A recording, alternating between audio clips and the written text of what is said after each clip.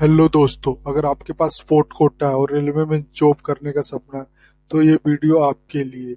North railway sport Kota requirement 2025-26 ने notification जारी किया है, जिसमें जो टोटल पोस्ट है स्पोर्ट कोटा के लिए 38 पोस्ट है। इस वीडियो में हम आपको कंप्लीट डिटेल जैसे important date, vacancy detail, eligibility criteria, application fees, qualification, selection process और आप इसको कैसे अप्लाई कर सकते हैं इसके बारे में हम बताएंगे। तो चलिए शुरू करता हूँ।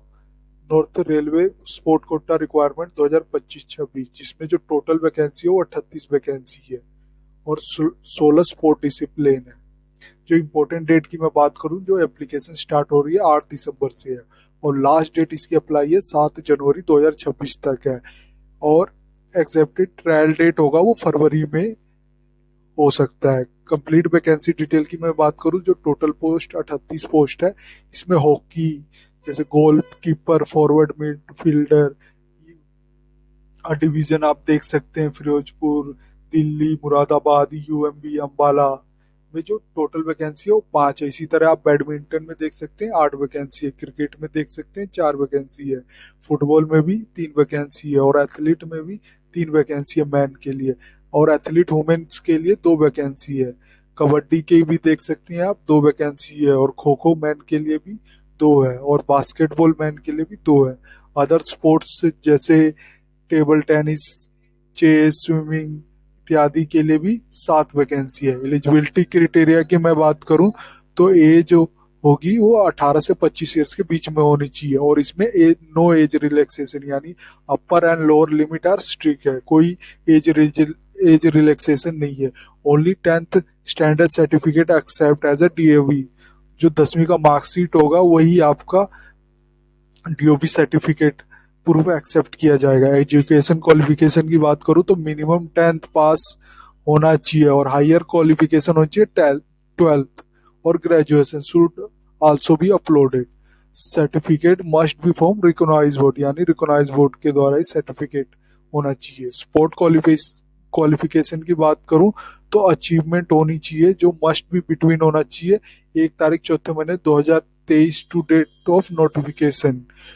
मस्ट भी है, एक्टिव प्लेयर होना चाहिए वो, और मिनिमम स्टैंडर्ड होना चाहिए representing India in category C championship और 3rd position in federation cup senior, और represent state with 8th position in senior national, और स्पेशल रैंकिंग होनी चाहिए for badminton, table tennis, tennis up to 30 all India ranking के हिसाब से, और cricket pre quarter finalist in inter state championship.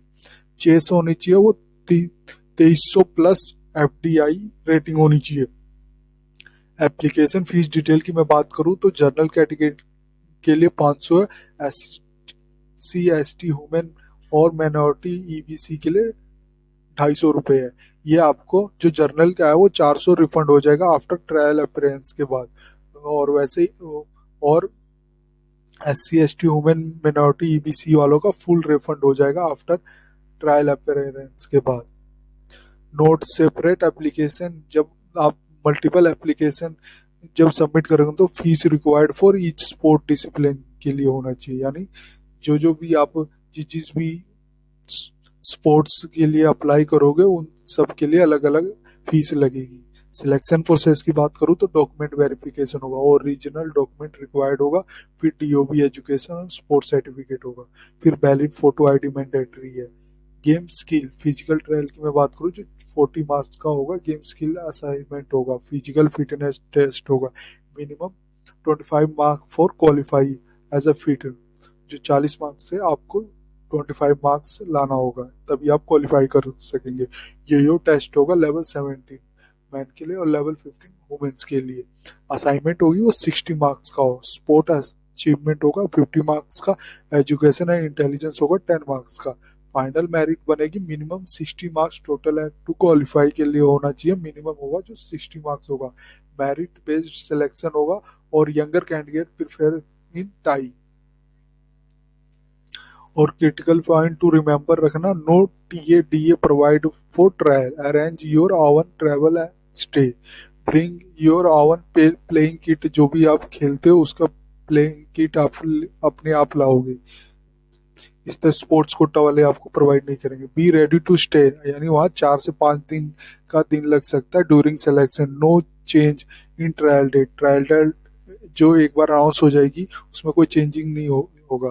Power enhancing drug और steroid strictly ban होगा। जो भी आप अगर कोई भी ड्रग या स्ट्रॉइड लेंगे तो उसमें आपको फेल कर दिया जाएगा, वो स्ट्रिक्टली बैन है। और government employ must be submit, जो अगर गवर्नमेंट एम्प्लॉय हो वो सबमिट करेगा NOC, non objection certificate. Selected candidate serve 5 year minimum in sport field, 2 years का provision period with performance assignment के लिए। आप इसको अप्लाई कैसे कर सकते हैं, इसका मैं आप वीडियो डिस्क्रिप्शन में इसका लिंक दे दूंगा, जिससे आप मेरी ऑफिशियल साइट पे आके आप इसका अप्लाई नाउ के बटन पे क्लिक करके भी कर सकते हैं। चलिए बात करता हूँ कि आप अप्लाई कैसे कर सकते हैं। आप इसकी ऑफिशियल वेबसाइट rrcnr.org पे जाके क्लिक अप्लाई करेंगे, फिर कंप्लीट रजिस्ट्रेशन करेंगे। अगर आप न्यू यूजर हैं तो फिर एप्लीकेशन फॉर्म करेंगे, पहले एप्लीकेशन फॉर्म करेंगे, फिर पेमेंट करेंगे, एग्जामिनेशन फीस करेंगे, फिर अपलोड डॉक्यूमेंट करेंगे जैसे फोटो, सिग्नेचर और थंब एक्सप्रेशन। फिर पेमेंट डिटेल आएगी, फिर प्रिंट कर लेंगे एप्लीकेशन को। अपलोड करना है ऑल रिक्वायर्ड सर्टिफिकेट। पे एप्लीकेशन फीस ऑनलाइन करनी है आपने, जो एप्लीकेशन फीस करनी है।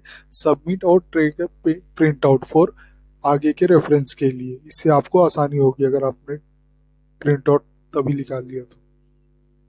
और इसका अगर आपने नोटिफिकेशन पढ़ना है तो मैंने अब दे दूंगा अपनी साइट में। जैसे आप डाउनलोड नोटिफिकेशन पे क्लिक करेंगे तो एक पीडीएफ ओपन हो जाएगी, जिसमें आप अपने इसको पूरी तरह से और अच्छी तरह से पढ़ के ही अप्लाई करना। इसके अगर ऑफिशियल साइट पे जाना है तो क्लिक करके आप इसके ऑफिशियल साइट पे भी जा सकते हैं।